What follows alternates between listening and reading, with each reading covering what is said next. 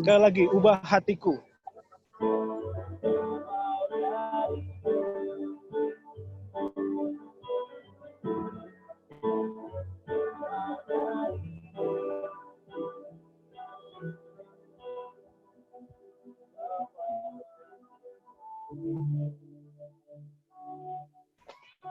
Ya udah, tolong bantu doa ya udah. Yuk, ya udah berdoa.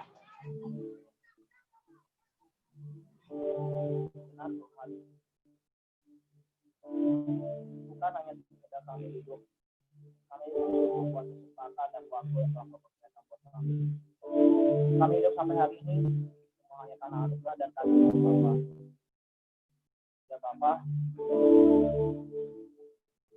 biarlah melalui lagu yang kamu persembahan Bapa.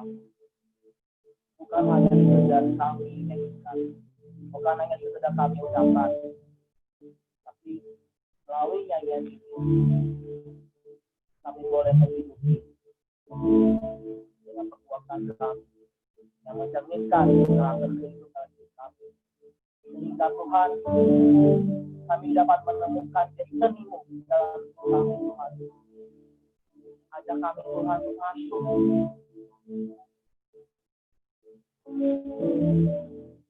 dalam kebenaran-Mu ya Allah. Berkati mulut dan hamba-Mu yang menyampaikan firman yaitu KDNI Bapak dalam komisi Omikron kali ini.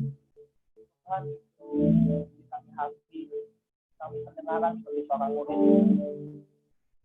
Pertajamlah pendengaran kami, pertajamlah perkataan KDNI Bapak. Agar apa yang kami disampaikan dan kami dengar, kami dapat bertumbuh sesuai dengan kebenaran firman. Terima kasih Tuhan. Kami akan memulai komsel kami dalam tangan pengasihan-Mu dari awal pertengahan hingga akhirnya. Dalam nama Tuhan Yesus, dalam nama Tuhan kami telah berdoa dan bersyukur. Haleluya. Amin.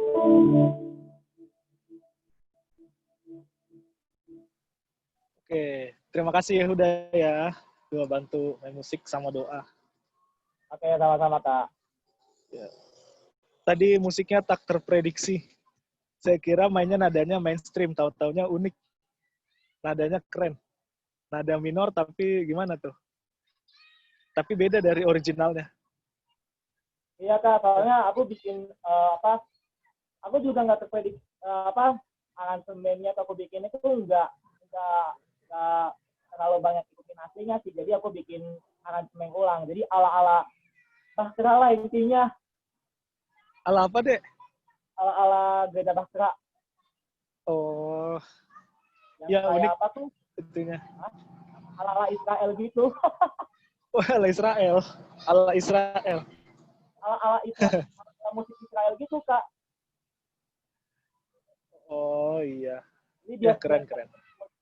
Lebih seperti megah gitu Kak. Nggak monoton lah istilahnya. Oh betul. Ya, mesti sesuatu yang unik ya terkadang. Oke. Ya, shalom buat semua ya. Ada berapa akun yang join? 8. Ini 29. Dejan, Bill, Raffles, Yehud, Itu kotak yang terakhir. Kotak yang ini ada saya, Noel, Roland, Sarda, Majo. Ya. Kalau suara aman ya? Jelas ya? Aman, Bang. Oh ya, oke.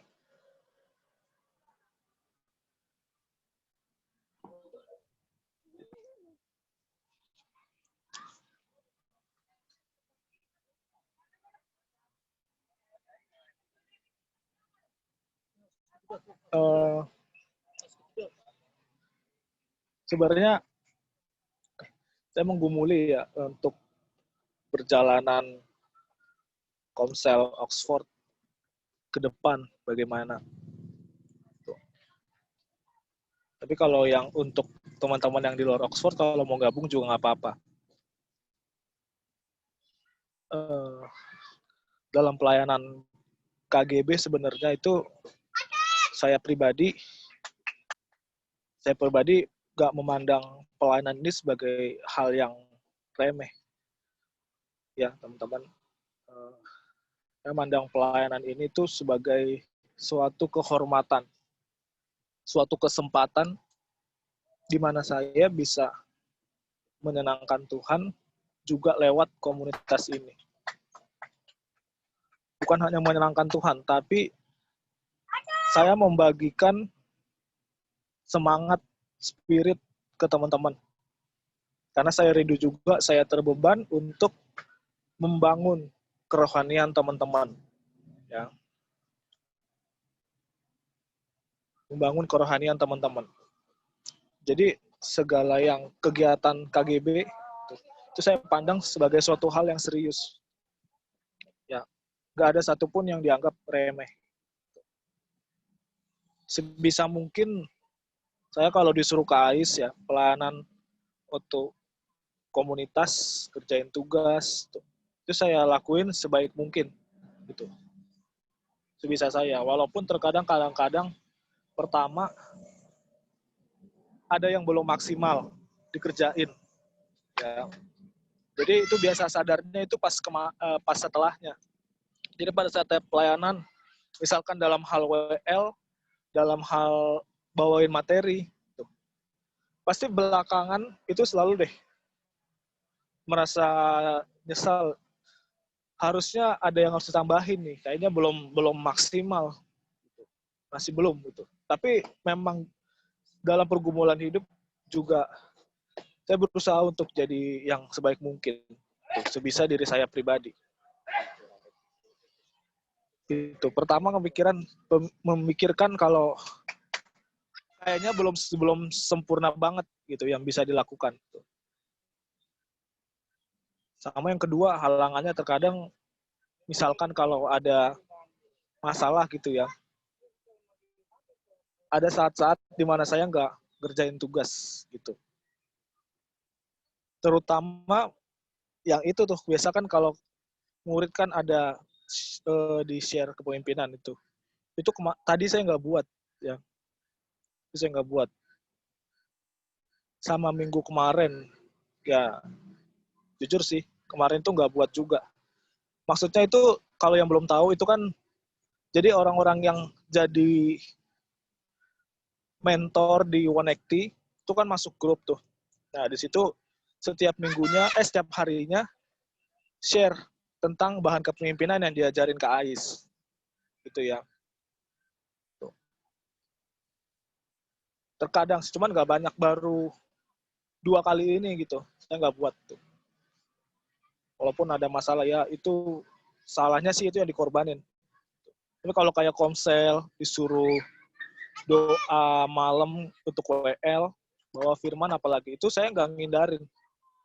Termasuk pada hari ini sebenarnya. Dulu sih bisa dialihin ya, minta bantuan Kaubet, tuh gantiin gue dong. Walaupun padahal sebenarnya saya bisa untuk tugas, tuh. Tapi karena hati nggak enak, ya akhirnya diganti. Atau saya bersyukur sama apa yang diajarin oleh komunitas ini ya, tentang bagaimana kita menyikapi pelayanan. Ya, karena ini pelayanan yang bukan sembarangan. Di situ saya nginget kalau kita jangan tenggelam dari masalah ya. Itu namanya udah jadi rema. Jangan tenggelam dari masalah. Jangan tenggelam dari masalah. Jangan diperbudak oleh masalah, keadaan hidup tuh. Suka nggak suka, enak nggak enak keadaan, kita mesti pelayanan. Mesti pelayanan. Nah, itu saya berpikir tuh, sulit untuk menggumulinya. Makanya sampai pada satu titik di mana saya masih bisa pelayanan gitu. Cuma kalau tadi itu yang untuk share bahan kepemimpinan yang teman-teman ada yang tahu, itu karena lagi nggak buat memang. Ya coba minggu depan lagi. Itu ya. Kenapa saya bahas tentang hal ini ya? Ini kan masalah-masalah yang kita hadapi itu sebenarnya tantangan kita. Tantangan kita dalam menyikapi atau menggumuli identitas iman kita sebagai orang percaya. Hambatan-hambatan itu. Tadi saya bicara soal bagaimana saya menghadapi tantangan, melewati rintangan-rintangan tersebut. Jadi kalau disuruh pelayanan, tetap pelayanan. Gitu. Karena bukan sekedar main-main pelayanan. Ini bicara soal jiwa. Gitu. Saya mesti bertanggung jawab untuk pengembangan rohani teman-teman semua nih yang ada di Zoom ini. Karena itu saya nggak anggap main-main. Jadi masalah hidup sebenarnya nggak boleh jadi tantangan kita untuk mengikuti kehendak Tuhan. Hidup dalam kehendak Tuhan. Ya. Sebenarnya tantangan orang percaya yang belajar menggumuli identitas imannya, ya, iman itu kan artinya penyerahan diri terhadap kehendak Allah. Iman yang benar, bukan hanya persetujuan pikiran, bukan hanya meyakini identitas Tuhan, tapi kita menggumuli identitas iman kita. Ya. Tantangannya ada dua di sini. Tantangan bagi orang yang belajar menggumuli identitas imannya. Yang pertama itu adalah diri kita sendiri.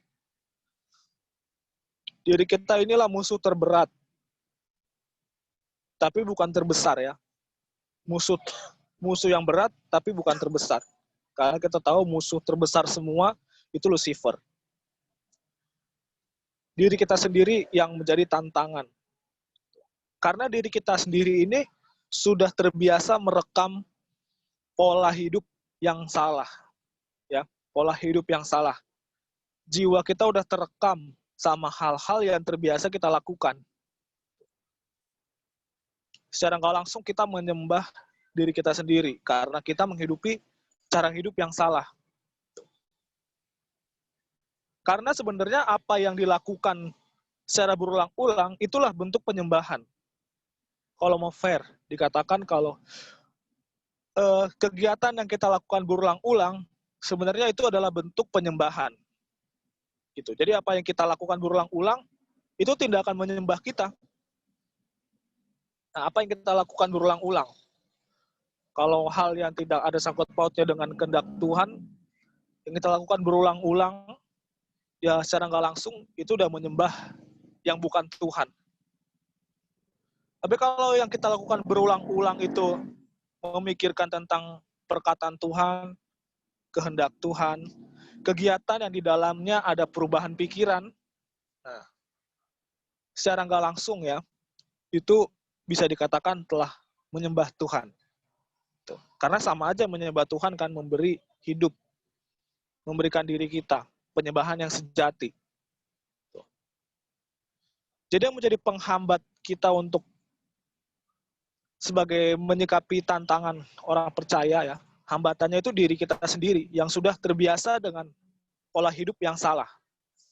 Ya. Itu pergumulan kita seumur hidup. Nah, yang kedua itu pengaruh dunia yang jahat. Pengaruh dunia yang jahat dengan kekuatan kuasa kegelapan di dalamnya. Pengaruh dunia yang jahat. Kita tahu dunia ini pengaruhnya kuat banget. Apalagi ditambah media ya. Media dari orang-orang sekitar yang gak kenal kebenaran. Kalau kita nggak kuat prinsip kita, kalau filosofi hidup kita nggak lurus memandang ke atas, ya kita pasti goyah. Kita pasti terpengaruh dengan pengaruh orang-orang yang nggak belajar. Orang-orang, media, belum lagi kesenangan hidup. Kita jadi bicara soal terpengaruh, kita nggak berpegang sama prinsip kebenaran. Gitu. Kita jadi lepas, kita melepas prinsip kebenaran yang udah kita pegang. Itu namanya terpengaruh. Terlepas dari prinsip yang benar.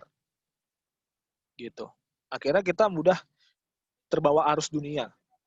Gaya hidup, perkataan, perbuatan, sama kayak dunia. Nah, itulah dua tantangan terbesar.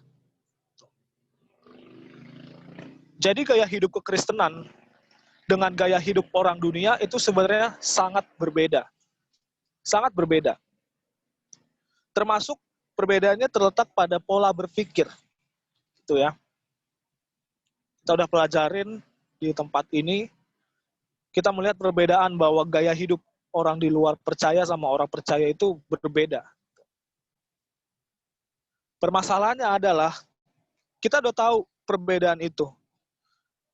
Cuman kita nggak menghindari perbedaan yang beda dengan apa yang sebenarnya.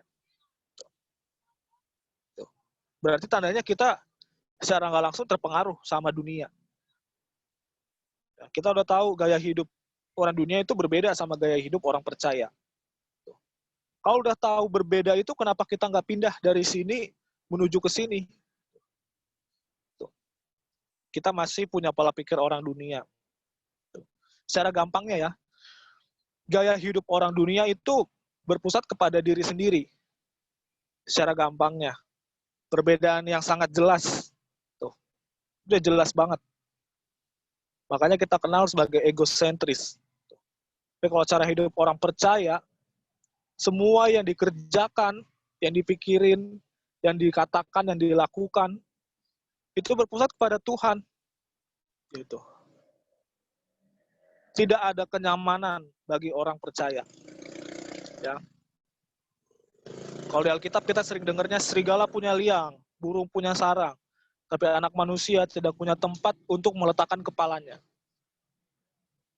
Jadi maksudnya memang orang percaya itu memang ditentukan Tuhan untuk tidak punya kenyamanan di bumi ini. Gitu. Hati-hati dengan zona nyaman. Orang sekuler aja bisa loh untuk punya pandangan keluar dari zona nyaman. Gitu kan. Jangan terjebak dalam zona nyaman. Nah, ya benar sih. Cuman bagi kita zona nyamannya itu apa? Kalau kita masih punya prinsip atau cara pandang yang sama kayak dunia, yang sama kayak kita belum kenal kebenaran. Mestinya kalau kita udah kenal kebenaran, mesti berbeda ya kendalanya, tapi kok masih sama gitu. Ini yang sulit. Banyak kendalanya tadi, tantangan orang percaya itu pertama dirinya sendiri yang udah terbiasa menghidupi pola hidup yang salah.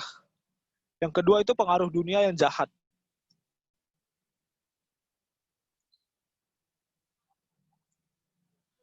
Seorang anak Tuhan melihat perbedaan itu dia pasti mengalami beratnya pergumulan yang dia hadapi untuk mengubah sikap hati, ya, dan pola berpikir.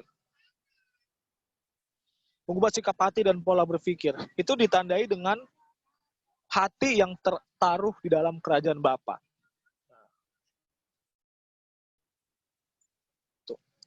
Jadi kalau kita udah tahu perbedaannya cara hidup orang dunia dengan cara hidup orang percaya, tandanya apa kalau kita udah tahu? Tandanya hati kita itu udah ditaruh di kerajaan Bapa. Nah, memindahkan hati, kalau kita sering dengar, memindahkan hati. Jadi kalau udah bilang memindahkan hati, tidak ada yang bisa membuat kita merasa bahagia, merasa senang, damai di bumi ini, ya. Selain di sana, karena hati kita udah terpindah. Berarti kita punya perasaan, ya. Hati itu bicara juga soal cara berpikir. Cara berpikir soalnya, thank you, Sar. Kasih minum. Cara berpikir soalnya bicara soal perasaan, bisa juga cara berpikir. Jadi kalau hati kita pindahkan, itu termuat harapan-harapan, gitu ya. Kebahagiaan kekal. Kalau kita memindahkan hati di kerajaan sorga, pastinya kalau ada keadaan-keadaan dunia yang merusak kita jadi nggak terpengaruh.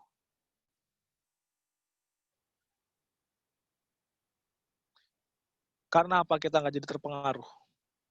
Yaitu karena kita memindahkan hati kita di langit baru, bumi baru. Gitu. Jadi kalau kita merasa tidak nyaman ada di bumi ini, kalau kita disakiti, kalau kita dapat perlakuan nggak adil, mestinya kita harus nggak kenapa-napa. Ya karena kan hati kita udah ditaruh di sana ibaratnya. Perasaan kita, diri kita yang asli, kita taruh di rumah Bapa. Jadi yang di sini siapa dong? Yang di sini itu adalah perwujudan dari anak Allah yang kelihatan. Nah, itu pandangan yang saya harap mengubah teman-teman ya. Tuh. Kalau hati kita udah ditaruh di rumah Bapa, termasuk diri kita sendiri, yang di sini sekarang siapa? Saya ini sebenarnya siapa? Bukan Randy harusnya. Tapi harusnya perwujudan dari anak Allah. Begitu juga dengan teman-teman. Yang ada di Zoom ini sebenarnya harusnya bukannya nama teman-teman, tapi cerminan dari anak Allah, ya Tuhan Yesus Kristus. Itu. Dampaknya kalau udah kayak gitu, kita jadi santai aja dalam hidup. Maksudnya santai dalam hal positif. Santai dalam hal positif, maksudnya bodoh amat orang memperlakukan apa. Tuh. Yang penting gue nggak kebawa perasaan gue. Ngomong ini mudah ya, cuman sulit untuk dilakukan. Gitu. Saya juga berjuang untuk kayak gitu. Minimal sekali yang ngeganggu pelayanan itu pas ya kemarin share bahan kepemimpinan, jadi saya nggak buat. Fokusnya cuma di komsel ini buat bahan. Sama 2 minggu yang kemarinnya lagi nggak buat juga bahan. Gitu. Sulit. Karena sulit, makanya harus diperjuangkan. Gitu. Dengan kita share kebenaran firman itu juga menguatkan kita juga. Saya juga dikuatkan sama kebenaran firman ini. Itu ya. Maksudnya teman-teman juga diharapkan dikuatkan gitu. Selain dari mendengar firman, diharapkan juga dikuatkan dengan apa yang teman-teman bagikan. Nah, makanya itu yang dibutuhkan. Kita membutuhkan sarana ya. Kita udah ada share paranoia. Ya. Sebenarnya podcast itu kan jadi media kita ya. Jadi jangan kita mempersiapkan podcast, kita buat bahan, gitu. Secara nggak langsung kita jadi dikuatkan, gitu. Misalkan ya bahasa kasarnya gini, ayo lo Ren, lu udah buat ini ya, jadi lu mesti nggak boleh keluar dari sini. Nah, itu contoh buat teman-teman. Kita bahas tentang kecintaan akan Tuhan, ya. Misalkan yang kita bagikan itu pasti hati kita tertuduh kalau kita nggak melakukan itu. Gitu, deg-degan. Ya, Tuhan juga mengingatkan lewat Roh Kudus, tergantung kitanya. Kita mendengar peringatan Tuhan atau enggak. Gitu. Jadi nggak gampang ya.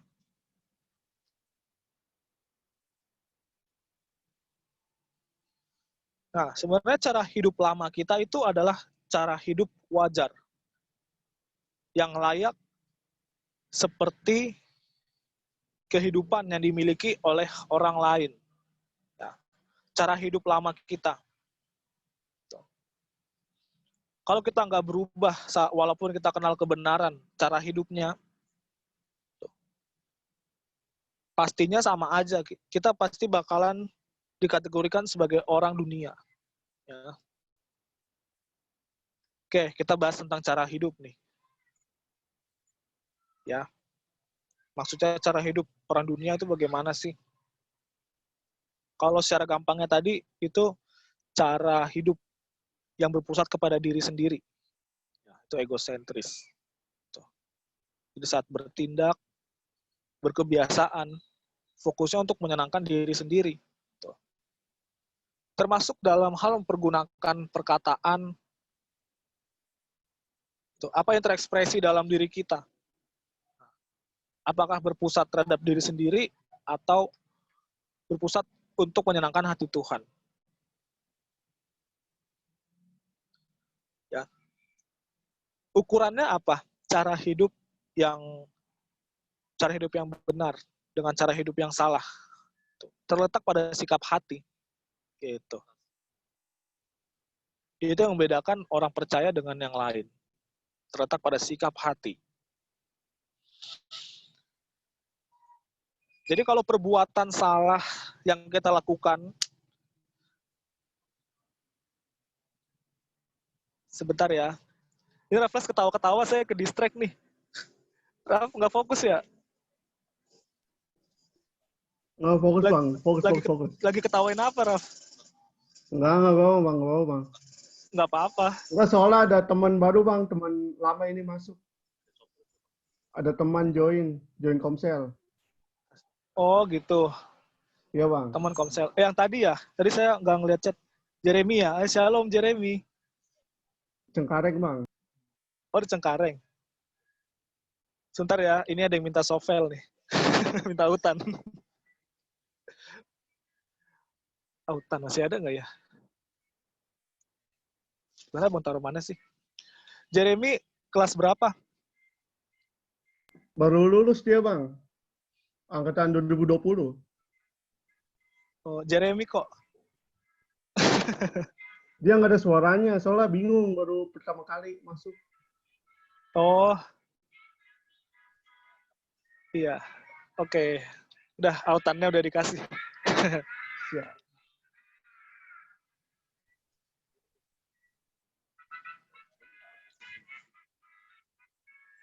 Bentar.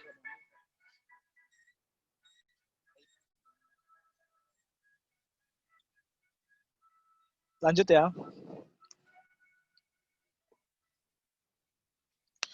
Kalau perbuatan kita yang salah, yang kita lakukan bertahun-tahun, jadi kenapa? Ntar lihat chat dulu ya.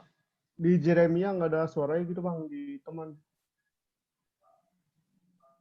Oh, nggak ada suaranya.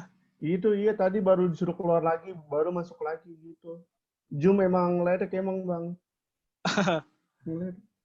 Oh iya, ntar masuk lagi aja nggak apa. Nah. Oh iya. Bentar ya, saya tanya kabar dulu Jeremy. Shalom Jeremy, tes. Udah jelas suaranya? Belum kedengeran. Suaranya kedengaran nggak, Jeremy? Lagi loading bang. Oh lagi loading.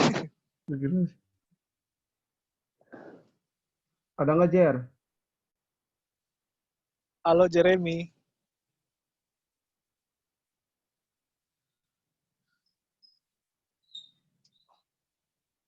Oke, lanjut ya. Kalau perbuatan salah itu sebenarnya bisa diubah atau mudah diubah.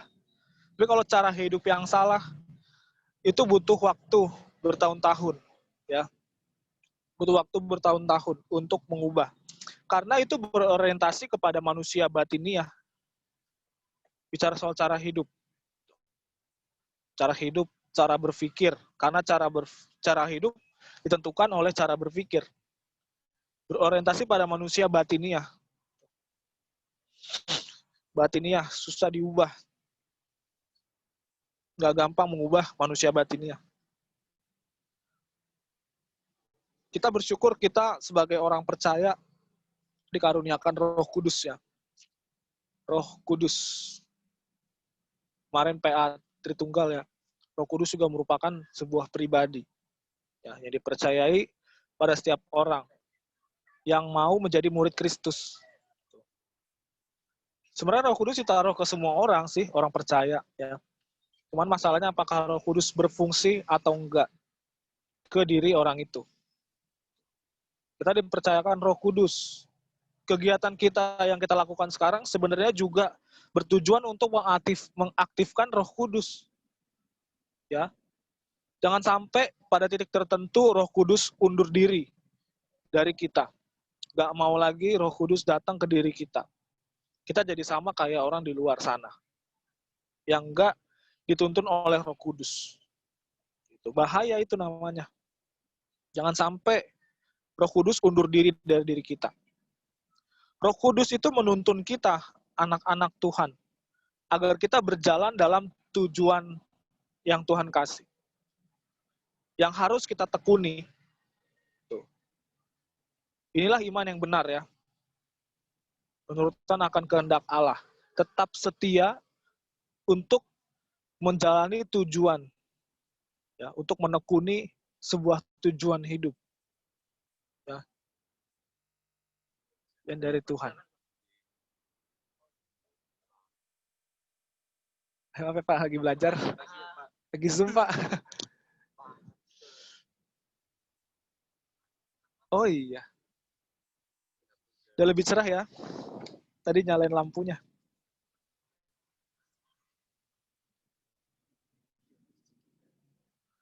Jadi iman yang benar itu kesetiaan kepada tujuan atau kepada kehendaknya. Nah.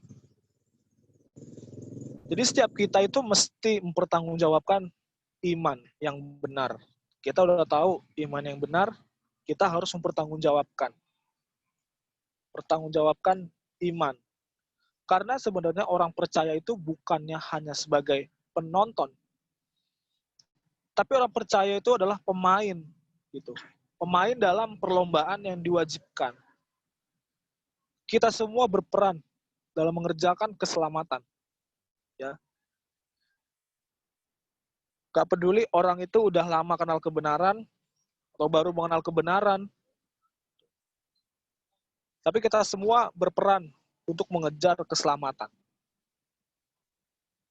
Untuk bisa menjadi indah di mata Tuhan. Ya. Perlombaan yang diwajibkan. Kita berlomba untuk apa sebenarnya? Berlomba untuk mengikuti model yang Tuhan kehendaki, yaitu Yesus ya. Modelnya ini Tuhan Yesus. Orang-orang percaya atau kita itu berlomba untuk mengikuti gaya hidupnya. Semua orang percaya berlomba, tapi nggak semua orang percaya bisa menang. Karena goalnya itu menyerupai karakter seperti Tuhan Yesus. Gitu. Sama kayak ujian seleksi ya. Semua orang ikut, tapi nggak semua dipilih. Hanya yang bisa dikategorikan sebagai yang berkenan lah, ibaratnya dapat centrang. Itu yang dapat bisa menang. Nggak semua. Yang bisa memenuhi kriteria lolos kualifikasi. Kita dituntut untuk mengikuti sang pokok keselamatan ya. Coba kita buka ayat yang mendukung. Ibrani 5 ayat 9. Coba. Well bisa bantu? Ibrani 5 ayat 9. Amin. Ya. Coba Noel share screen, Yehuda baca. Padahal kok ada Alkitab padahal. Oh iya, nggak apa-apa. Oh, Raffles yang share screen. Ya udah nggak apa deh, nggak apa-apa. Next ikutin instruksi ya, Raf. Ibrani berapa Oke. Bang? Ya udah sekarang baca. Oke. Ibrani 5 ayat 9. Apa? Ibrani 5 ayat 9. Ya kan enggak? Sudah ada amin? Amin, amin, amin. Ibrani Oh, iya. 5 ayat. Nah, kita tongolin dulu ayatnya nih. Baru ya baca. Oke. Wah, maaf lemot bang, loading. Nah, Loading. ya. Dah. Oke. Ibrani Ya, 5 ayat. Demikian bunyi firman Tuhan.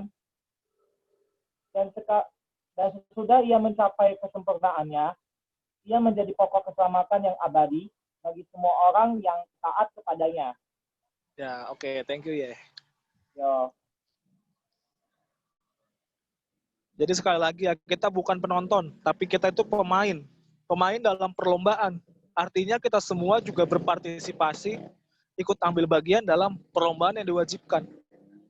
Perlombaan yang diwajibkan itu adalah menjadi seperti Tuhan Yesus ya, mencapai karakter kesempurnaan Tuhan Yesus. Karakternya yang sempurna.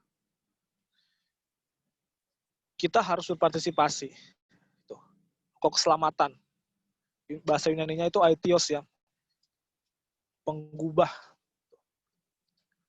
Jadi siapa yang mau diselamatkan harus menyerupai Tuhan Yesus. Yang mau dikembalikan ke rancangan semula harus menyerupai Tuhan Yesus. Siapa-siapa aja sih yang bisa mencapai kesempurnaan seperti Tuhan Yesus? Ya, yaitu adalah orang yang dengar-dengaran. Ya.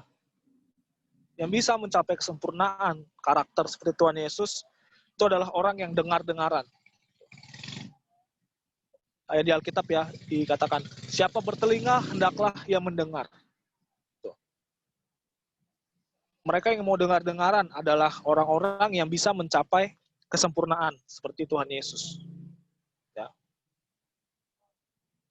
Dengar-dengaran. Coba kita buka lagi Matius 11. Coba. Nah, sekarang Rafles nih. Raf bisa bantu nggak, Raf? Hadir bang. Matius 11 ayat 15. Sabar. Ya. Matius 11 ayat 15 ya bang nggak? Ya.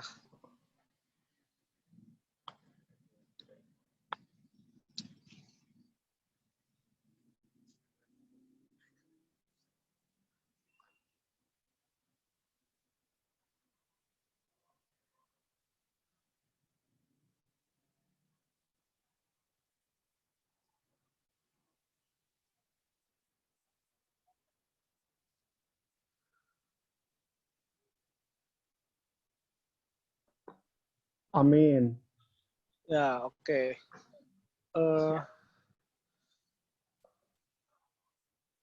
Dibaca juga bang. Bentar. Oh, oke. Ya, dibaca juga deh. 15 sampai 19. Ini ada yang tadi ya udah ya. Ada 5 nih. Sarda, Joe, Raffles, Bill, Noel. Nah, coba itu dibaca ya. 15, 16, 17, 18, 19. Saya ayat 15 ya bang ya? Matius, tadi berapa? Matius 11 ayat 15 sampai 19. Oh iya bang. Jadi Raffles ayat 15. Di sini sesuai layar di kotak ini ya. Raffles, baru Joe, Sarda, baru slide kedua, Bill, sama Noel. Oke. Lihat di HP nih. Oke, 15. Matius 11 ayat 15. Siapa bertelinga, hendaklah ia mendengar. Nah, Joe. Dengan apakah akan kuumpamakan angkatan ini? Mereka itu seumpama anak-anak yang duduk di pasar dan berseru kepada teman-temannya. Kami meniup seruling bagimu, tapi kamu tidak menari. Kamu menyanyikan kidung duka, tetapi kamu tidak berkabung.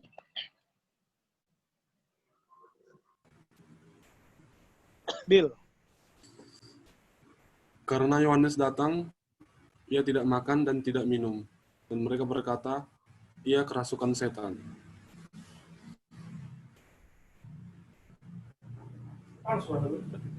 Noel. Kemudian anak manusia datang.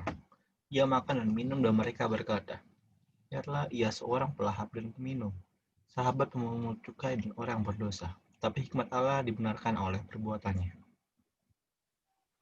Ya. ayat pertamanya tadi ya disebutkan, siapa bertelinga hendaklah ia mendengar. Tuh. Sebenarnya ayat ini kenapa Tuhan Yesus ngomong kayak begitu? Karena orang-orang di situ pada saat itu memang gak bisa mengerti apa yang Tuhan Yesus maksudkan. Tuh. Memang sih Tuhan Yesus kan kalau berbicara kan selalu pakai perumpamaan ya. Jadi Tuhan Yesus membedakan antara siapa orang jemaat biasa sama jemaat yang menjadi murid. Makanya Tuhan Yesus memakai kebanyakan pernyataan memakai perumpamaan. Kenapa Tuhan Yesus bilang, siapa hendak bertelinga, hendaklah dia mendengar. Gitu. Selain karena memang pernyataan Tuhan Yesus yang gak gampang dipahami, orang-orang di situ terlihat gak punya telinga untuk benar-benar mendengar. Ya, makanya Tuhan Yesus sampai bilang kayak begitu. Jadi kan kalau misalkan Tuhan Yesus kayak ucapan bahagia, bicara soal perumpamaan,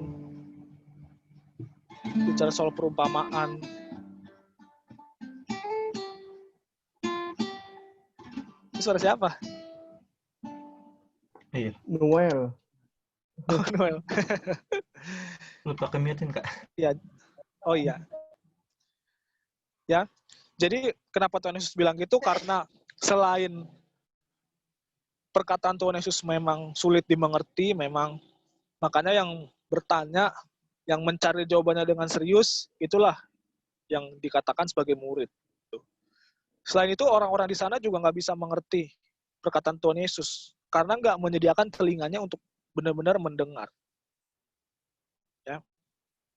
Banyak yang nggak serius menanggapi suaranya. Jadi hal tersebut kenapa ada? Sebenarnya Allah bermaksud untuk tidak mengharapkan apa-apa dari kita sebenarnya.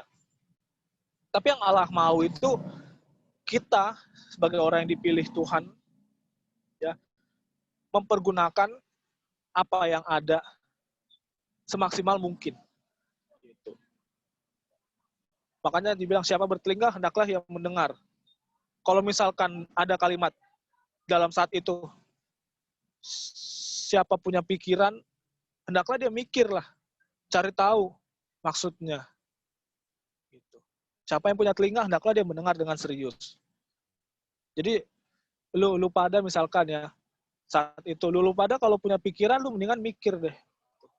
Punya pikiran nggak dikasih itu buat apa? Sama juga dengan telinga, ya. Dengan telinga, jadi kasih telinga. Telinga bisa dalam arti harafiah, bisa dalam arti maksudnya memahami ya. Dengan telinga, dengan mata, gitu. Jadi sebenarnya Allah nggak menginginkan apa-apa dari diri kita, selain kita memanfaatkan dan mengembangkan dengan benar kemampuan-kemampuan yang sudah dipercayakan kepadanya. Punya nalar yang kuat, manfaatkan, gitu. Punya perasaan yang peka, gitu, manfaatkan dengan benar. Jadi itu. Jadi sebenarnya ketidaktahuan kita atau ketidaktahuan orang-orang di sana pun juga bukan disebabkan karena mereka tidak punya kuasa apa-apa. Bukan disebabkan karena mereka tidak punya kuasa apa-apa. Tapi ketidaktahuannya itu disebabkan karena mereka tidak ada niat untuk mencari tahu apa yang Tuhan maksud. Ya. Tidak ada keinginan. Tuh. Makanya dalam satu ayat, Yesus pernah bilang, hai kau ular beludak. Tuh. Sampai dikatain kan orang-orang Farisi, hai kau ular beludak. Tuh. Saat itu pernah dikatakan ya, sampai dikatakan begitu. Karena apa? Ular beludak itu sebenarnya memang nggak bisa mendengar. Makanya Tuhan Yesus menyamakan keadaan mereka dengan ular beludak. Gitu. Karena dia tuli. Dia menutupi telinganya. Nah, sekarang pertanyaannya, itu adalah apakah kita benar-benar menghayati kematian Tuhan Yesus ya di kayu salib untuk menebus kita, supaya kita punya cara hidup yang benar. Apakah kita memahami hal itu? Sama yang kedua, apakah kita sudah berjuang? Ya, apakah kita sudah berjuang dalam mengerjakan keselamatan itu? Kalau kita nggak punya pemahaman, kalau kita nggak memaknai kematian Tuhan Yesus untuk mengubah cara hidup, harusnya dengan kematian Tuhan Yesus cara hidup kita berubah, bukan seperti cara hidup dunia. Ya. Kalau kita nggak punya pemahaman itu, berarti kita sedang dirasuki roh antikris sebenarnya, ya, yang menolak cara hidup yang Tuhan kasih. Itu aplikasinya apa, Kak? Cara hidup yang berubah, cara hidup yang lama, ya, berpusat pada diri sendiri. Bisa juga soal perkataan, ya, cara kita bersikap. Nah, apakah masih sama dengan cara hidup dunia, atau yang dipakai cara hidup yang dilandaskan prinsip kebenaran? Ya, sebenarnya ini kompleks loh. Kalau kita tahu teorinya sekarang, kita pada saat di luar sana, pada saat action, itu kompleks. Sulit untuk mengaplikasikan kebenaran yang kita pahami. Gitu. Kompleks maksudnya apa? Rumit. Bagaimana gue harus menerapkan kebenaran ini ya? Di keadaan dunia, di keadaan lingkungan gue yang sebenarnya. Gitu. Bagaimana gue bisa membawa materi komsel sekarang di kehidupan gue, di luar, di keluarga, meresponi teman-teman di komunitas, memakai media sosial, bagaimana gue bisa menghidupi kebenaran yang gue pelajari. Jadi kompleks sebenarnya. Belum lagi masalah kalau misalkan kita ada dalam pilihan yang sulit. Bagaimana memakai kebenaran untuk memilih pilihan dengan tepat, gitu. Mengikuti kebenaran apa mengikuti nasihat, gitu. Nasihat itu kelihatannya kan benar ya, tapi kalau di luar apa yang kita pelajari itu kurang tepat. Gitu. Nantikan nasihat orang-orang yang belajar cara hidup Tuhan Yesus. Gitu. Seorang murid pasti mengejar nasihat yang benar. Karena tadi kita ini adalah cerminan dari Allah anak, gitu. Karena kita sudah memindahkan hati. Makanya kita adalah cerminan. Jadi tadi bicara soal pilihan itu sebenarnya kompleks memilih ya. Kita harus benar-benar mencocokkan apa yang kita pelajari dengan kehidupan kita. Kebenaran yang kita dapat sekarang, apa nih yang bisa kita praktekkan? Nah, kebenaran di doa malam, kebenaran di PA kemarin, apa nih yang bisa kita praktekkan untuk bisa kita jalani, kita hidupi? Nah, untuk mikir-mikir kayak begitu, itu butuh tempat, butuh wadah yang namanya perenungan. Ya, biasa pagi hari sih, atau malam tuh, minimal banget ya, kalau lagi bengong. Mau siang, mau sore, lagi bengong, mikirin kebenaran. Ya, kalau pikir kebenaran, apa ya yang harus gua hidupi kebenarannya. Tuh. Kebenaran di hari ini di Oxford, gua harus mesti ambil yang mana aplikasinya untuk diterapkan. Kebenaran doa malam, kebenaran di PA, Music for Soul. Ya. Karena kompleks, kita nggak bisa sembarangan bertindak masalahnya. Kita sedang berlomba untuk meniru model Tuhan Yesus. Gitu. Makanya nggak boleh anggap remeh pertemuan kayak begini.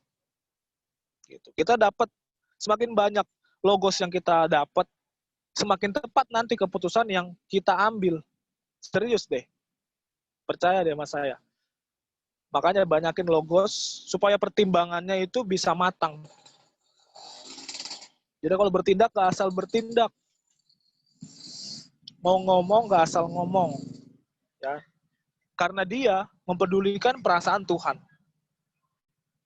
Makanya dia punya rem. Itu. Ilustrasinya bisa jadi rem, bisa saringan, ya, menyaring.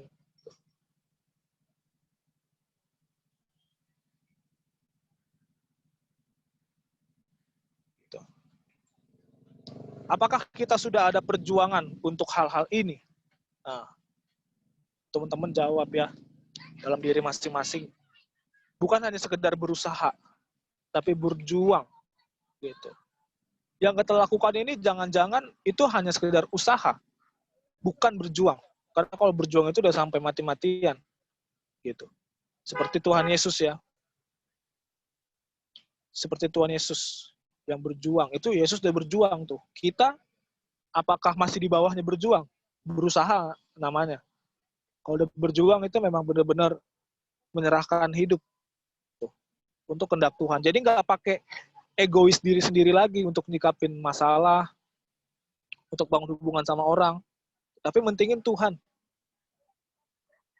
Satu contoh ya, supaya teman-teman bisa memaknai ini. Ini mau sharing beneran sih, bentar. Karena cocok. Ini Kak Randy mau dipindah kerjaannya nih. Jadi di Kelapa Gading lagi, balik lagi. Iya. Deket satu poin plusnya. Nah, cuman kenapa nggak enak hati? Karena saya mikirin ini, kita nih. Gimana nih? Saya mikirin pelayanan di KGB. Gitu. Karena kalau saat-saat sekarang, itu bisa ngikutin jam kerjanya kan cuma sampai jam 6. Jadi jam 7 nyampe, ya udah komsel. Nah kalau di sono, itu jam 8 dari sana. Gitu. Paling mungkin bisa ikut kegiatan 2 malam. Gitu. Ini nanti deh untuk kita bakalan pikirin lagi. Gitu. Misalkan kalau kita nggak bisa jam 7, entah jam berapa. Gitu. Tapi tunggu ya kepastiannya, ini masih rencana. Pastinya besok lusa ya. Gitu. Jadi maksudnya share gini, gimana ya? Karena saya mikirin pekerjaan Tuhan, gitu. Gak ada yang dipikirin lain loh, serius. Gitu. Di tempat kerja jauh, gitu. Cuman waktunya dapat. Waktu supaya apa? Supaya bisa pelayanan. Gitu. Jadi mikirnya itu langsung kalau ada pekerjaan Tuhan. Di Kelapa Gading, itu dekat dari rumah ya. Itu cuman paling lama setengah jam. Gitu.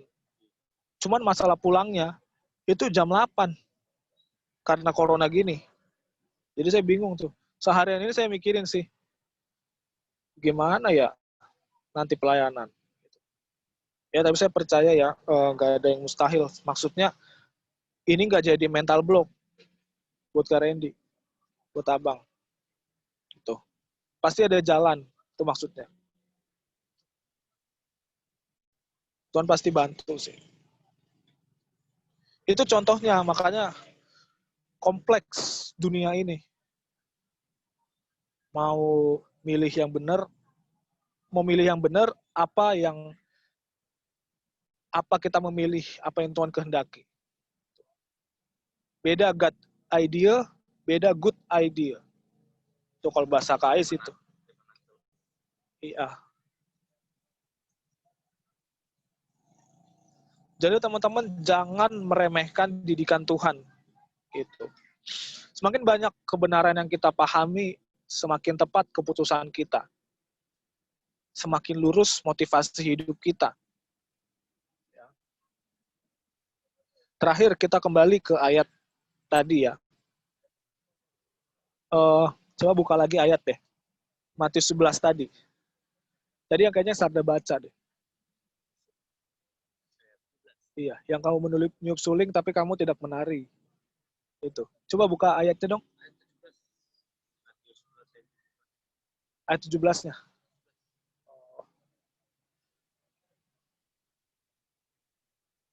Matius 11 ayat 17. Coba saya baca lagi.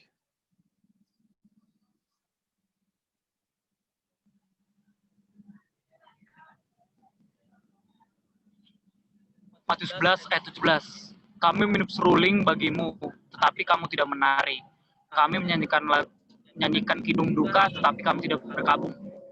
Nah, itu maksud ayat itu sebenarnya karena banyak orang-orang yang nggak menanggapi panggilan Tuhan secara benar. Mereka di situ itu orang-orang yang beritakan Injil ya. Mereka udah main suling apa, tapi orang-orang di luar sana itu tidak ikut menari gitu. Banyak penginjil udah memberitakan kebenaran firman, tapi orang-orang tidak menanggapi, sama aja itu. Gitu. Jadi apakah kita sama kayak orang-orang yang diilustrasikan itu atau enggak? Kita di setiap pertemuan udah disuarakan suara Tuhan, kebenaran firman Tuhan. Udah disuarain, tapi kalau kita nggak ngikutin, gimana? Itu jadi masalah. Gitu. Siapa bertelinga, hendaklah ia mendengar. Bagi yang punya nalar yang kuat, nalar yang jalan, gitu, hendaklah ia juga memikirkan. Gitu. Kayak begitu. Jadi banyak orang yang masih nggak menanggapi panggilan Tuhan secara tepat. Sesungguhnya panggilan Tuhan itu bertobat ya. Tuh, hal umumnya. Maksudnya bukan bicara soal panggilan khusus, tapi panggilan umum. Panggilan khusus kan kita menemukan maksud Tuhan ya, kenapa kita diciptakan dan lain-lain. Tapi yang dimaksud di sini panggilan secara umum. Kita dipanggil untuk punya cara berpikir, gaya hidup seperti Tuhan Yesus. Gaya hidup seperti Tuhan Yesus itu pastinya sangat berbeda, bertolak belakang dengan cara hidup dunia. Bicara soal kebiasaan, apa yang kita lakukan berulang-ulang itu bentuk penyembahan. Ya. Apa yang kita lakukan seharusnya berulang-ulang? Kembali lagi kepada Injil, kebenaran firman. Renungkan kebenaran firman. Ikut kegiatan yang di dalamnya ada perubahan pola berpikir. Ya, dalam waktu-waktu senggang, cari maksud Tuhan, pikir gitu. Karena kebiasaan yang kita lakukan di saat waktu senggang, di saat ngisi waktu luang, waktu-waktu khusus kita nggak pakai untuk berdoa, renungin kebenaran firman, tapi kita bablas untuk ngikutin keinginan. Ini sulit sih, gitu. Setidaknya teman-teman ada waktu lah untuk baca buku rohani, renungin, gitu. Tulis kalau misalnya itu jadi buah pikiran, gitu. Makanya saya nulis di story gitu ya, quotes, kutipan kalau ada kata-kata yang bagus gitu, itu menguatkan diri saya. Gitu. Iya, jangan baca juga. Kenapa nggak tulis di buku pribadi aja, Kak? Ya kalau syukur-syukur itu jadi berkat buat banyak orang, ya saya bagikan. Gitu. Karena kemarin di doa malam ya, doa malam. Apa sih kemarin? Musik Porsol ya. Itu juga nyinggung juga tuh kaucup gitu. Buat apa kamu buat status-status rohani gitu, tapi nggak mencerminkan. Gitu. Ya kalau saya mandangnya itu nggak jadi mental block gitu. Makanya saya nggak sama sekali nggak nulis hal-hal yang menjadi berkat gitu kan. Jadi mental block, ntar gue nggak ikutin. Sebenarnya itu penting bagi saya juga untuk menguatkan juga bisa. Karena itu buah pikiran gitu. Buah pikiran yang Tuhan kasih, apa suara Tuhan yang ada di pikiran gitu, saya buat gitu. Itu sarana sih, makanya untuk mengaplikasikan kebenaran juga dari cara hidup sehari-hari, terutama dalam memakai sosial media. Kadang saya selingin hal-hal yang spam sih, supaya nggak terlalu kelihatan rohani. Gitu ya. Dan nggak enak aja dicap sama orang-orang gitu, terlalu rohani, beda gitu. Jadi saya nanti nggak dapat kesempatan untuk menginjil. orang itu sebenarnya. Karena udah dianggap beda, tuh kan. Kan kita kan udah tahu ya, bedanya kita sama orang lain itu hanya sikap hati. Gitu. Secara lahiriah, hendaknya kita ya sama. Malah nggak boleh sama, tapi sama supaya kita bisa menginjil. Bisa suatu saat kita membagikan kebenaran, kita jadi bisa masuk. Kalau secara lahiriah dianggap beda, kita nggak bakal bisa masuk. Tapi kalau kelihatannya sama nih, adalah kendala, adalah permasalahan, konflik. Nah, sikap hati kita keluar nih untuk nyikapin. Gitu. Cara kita pasti bakalan beda dengan cara-cara orang-orang. Gitu. Sikap hati. Di luar kita kelihatannya sama, nggak apa-apa. Cuman jangan bablas ya, jangan terpengaruh banget. Kelihatan sama nggak apa-apa. Seru-seruan yang nggak apa-apa, cuman ada batasan. Tapi kalau saat sendiri, nah itu mesti beda.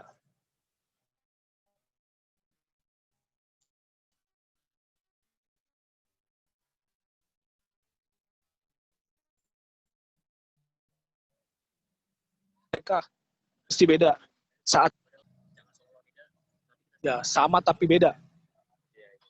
Dulu ada Komsel tuh, namanya sama tapi beda. Cuman nggak tahu samanya sama siapa, bedanya sama siapa. Iya, waktu pas SMA. Makanya nama Komselnya STB. Sama tapi beda. Tahu-taunya orang-orang di situ itu orangnya sama banget. Cara hidupnya, mikirnya dengan orang-orang di luar sana nggak kelihatan bedanya. Dikira ITB. Gitu. Jadi paham maksudnya ya tadi ya. Kalau dia nggak ngerti, ditanya. Jadi sesungguhnya panggilan bertobat itu adalah panggilan untuk berubah. Bukan hanya dari perbuatan kita, ya, tapi dari cara hidup. Cara hidup itu soal keseluruhan hidup kita.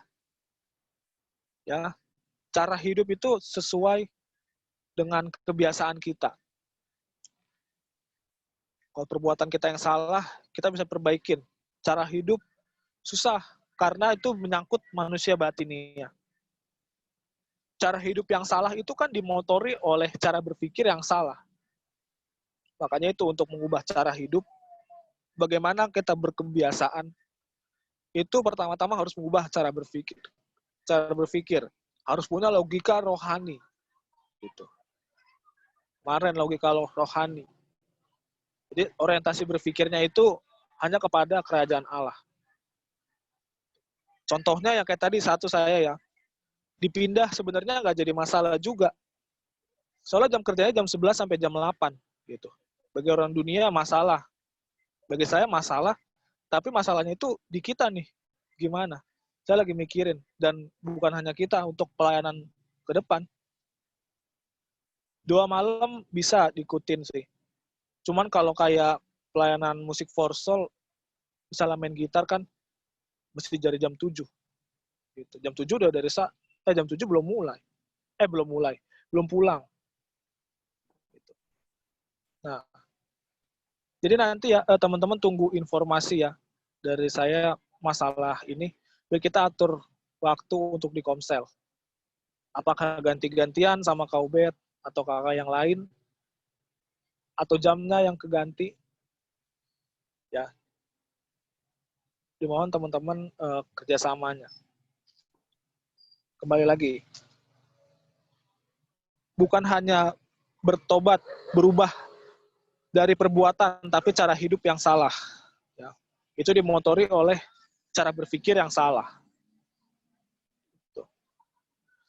Cara berpikir yang salah.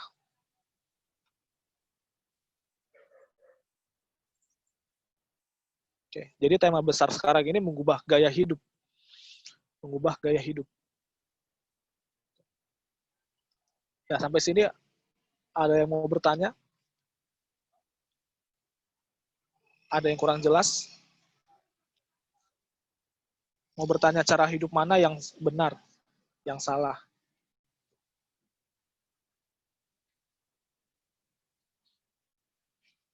bicara juga cara hidup yang benar, bicara juga soal kesenangan ya. Kesenangan juga tuh.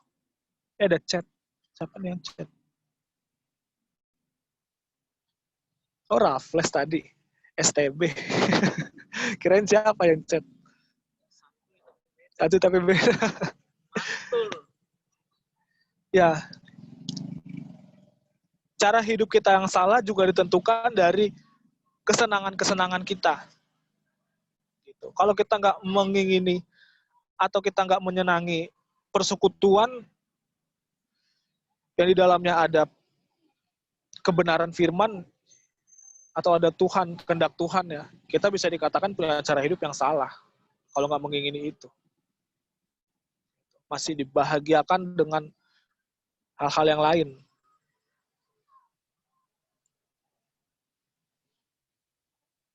Gitu ya. Semangat berubah ya teman-teman. Cara berpikir itu jadi penentu tuh pintunya.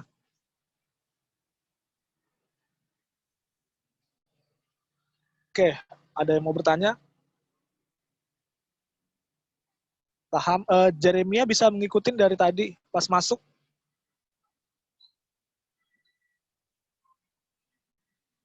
Jeremy masih stay. Raf, paham Raf? Lagi ngupil. Raf. Hadir. Ya, paham Raf. Ada yang mau nanya nggak? Astaga, Raffles. Naga itu belum masuk. Oh, nggak ngupil maksudnya. Itu sebelahnya beda. Oh. Beda. Iya Raf, paham nggak Raf? Tadi Raf, ada yang mau nanya? Ntar tanyanya pas selesai ibadah saja, Bang. Tentang materi ini ya. Iya. Udah disiapin pertanyaannya ya? Belum. Ya udah ditunggu ya sampai jam 12. 12. Oke. Bill, gimana Bill? Paham?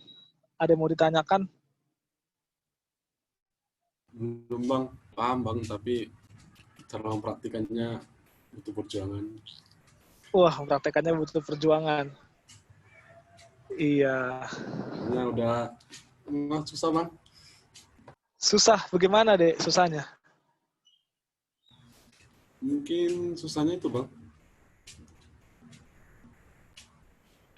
Maksudnya kita kan udah terbiasa nih sama kehidupan dunia normal kita.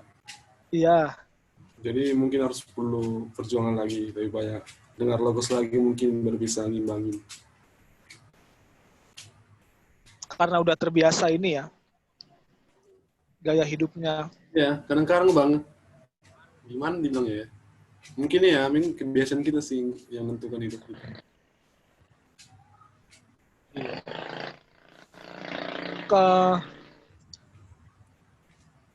Kunci dasarnya untuk bisa untuk bisa kita berubah ya, itu mesti dari pagi memang, untuk kita masukin kebenaran firman, apapun materinya ya, tapi yang sesuai kebenaran firman gitu. Bisa kita ikutin doa pagi, cuman doa pagi kan kayaknya terlalu siang ya. Bisa jam-jam pribadi, ulang materi komsel, terus baca buku rohani ya, buku PRS bisa, baca buku rohani. Jadi itu jadi bekal. Gitu. Kadang kita sering dengar ini tapi kita susah ya untuk melakukan. Jadi itu aja sih Bill, Abang mau nambahin. Memang nggak gampang untuk mengubah kebiasaannya. Cuman kunci awalnya itu dari pagi gitu. Jadi kita bagaikan persiapan, kita nyiapin bekal untuk kita bawa ke kehidupan kita. Jadi kalau saat kita terpengaruh sama ajakan-ajakan dunia di luar sana, gitu, kita tergairahkan untuk menyenangi hal di luar persekutuan, setidaknya kita udah membawa bekal di pagi hari. Gitu. Itu bisa menjaga kita. Tapi nggak cuma sekedar pagi hari, harus setiap saat memang renungin kebenaran firman, baca-baca, syukur-syukur punya pengetahuan, pemahaman yang baru. Jadi bisa berkembang kepercayaan yang Tuhan kasih. Kayak gitu, Bill. Semangat ya, Bill. Oke, Bang. Oke. Gimana? Kalau nggak ada, kita nyanyi ya. Yehud 4 menit lagi bisa ya?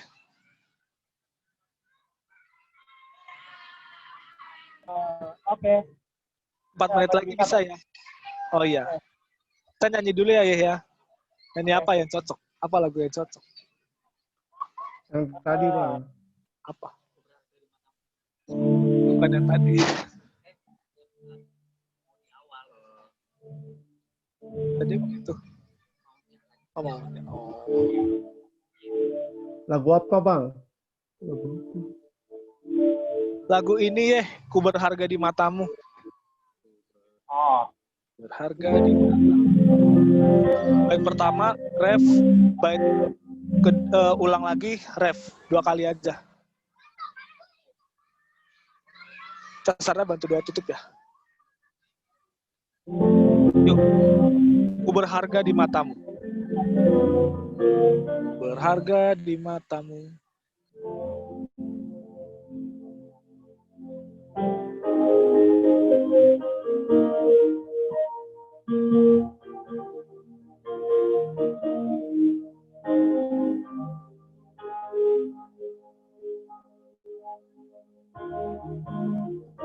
Liriknya kelihatan nggak, Bang? Kelihatan.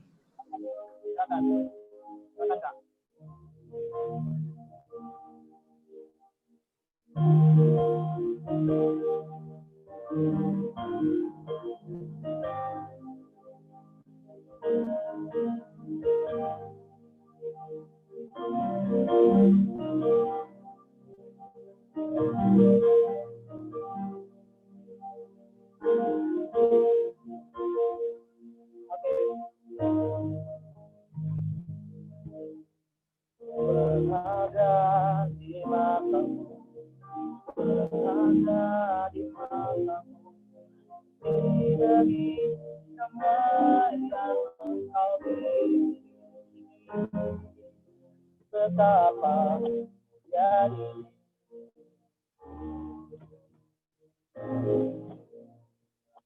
rela bisa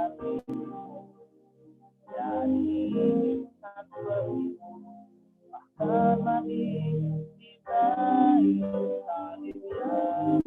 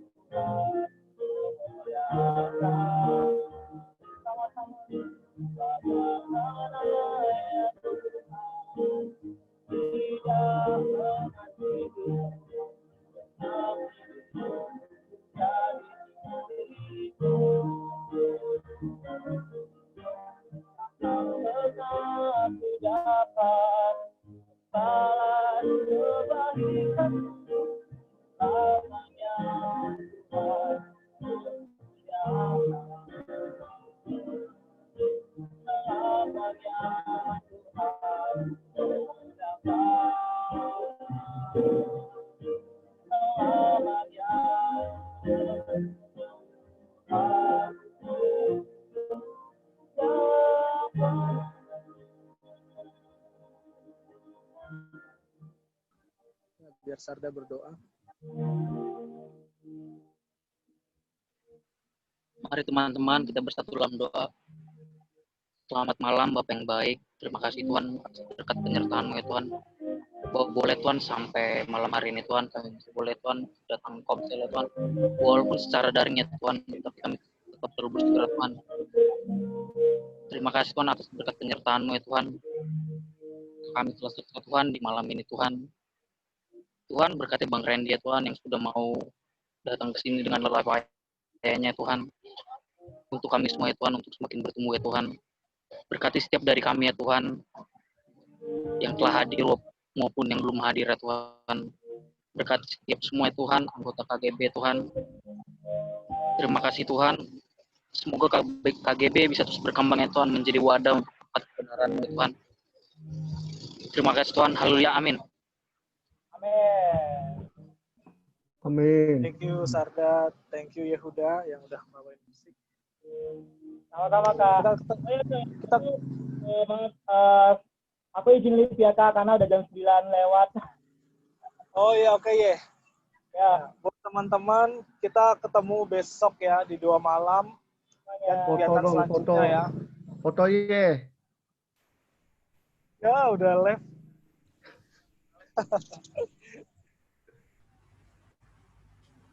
Jeremia mana nih? Nggak kelihatan. Iya, Jeremia nggak kelihatan.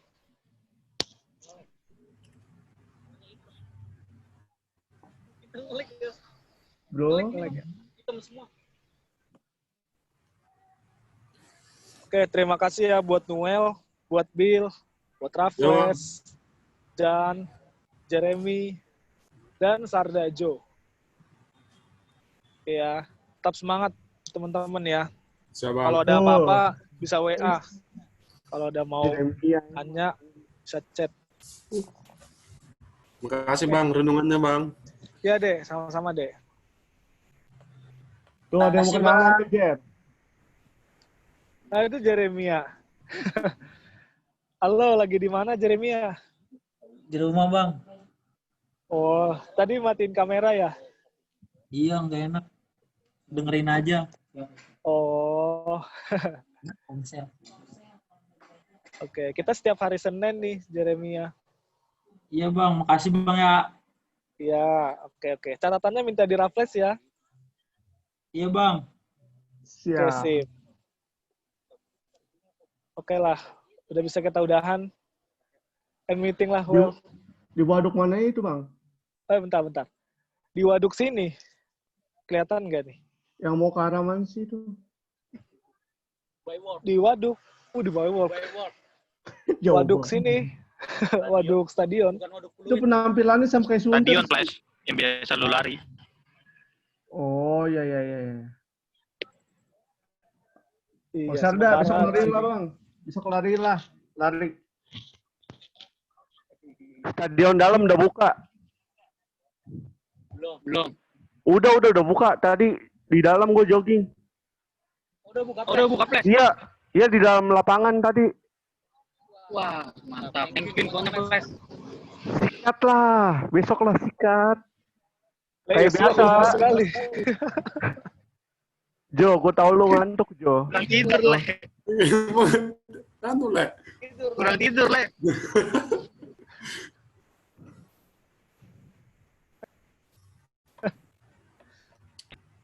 Oke ya. Ya, 2 Bang. malam Sarda, nih. besok jogging lah, Bang. Besok. 2 malam dulu baru jogging. Kan sore, Bang. Oh, sore. Masa joggingnya malam-malam? Ntar capek. Ntar Jadi di nggak itu. minum kopi biar nggak ngantuk, ngopi. Oh gitu. Ya udah. Tadi Raffles mau tanya apa? Abang tunggu ya. Ya, Bang. Masih dipikirkan itu, Bang. Ya, abang masih belum tidur. Jam 12. Tapi saya aja udah tepar, Bang. Iya, tanya dulu sebelum tidur. Oke. Iya kan capek bukan ngantuk. Yang Capek, tadi masalah lari. masalah mendekati ngantuk. Iya kalau lari kan sore-sore. Nah kan udah capek. Kalau ikut 2 malam jadi nggak sungguh-sungguh nanti. Siram pakai air, Udah Bang. capek. Si Siram pakai air. gue guyur aja udah. Tapi manfaat olahraga yang benar katanya sih jadi seger, Flash. Iya itu makanya. Tidur dalam hadirat Tuhan. Iya, ntar tidur. Haleluya. Kayak yang di Zoom itu ya. Setiap kegiatan. Gak datang orangnya. Mantap. Oke lah ya. Oke, kita end meet. Sampai jumpa, teman-teman. Bang Randy. Edwin lah. Bang. Upload ya rekam ya, Bang rekamannya. Randy. Besok saya share screen lagi, Bang.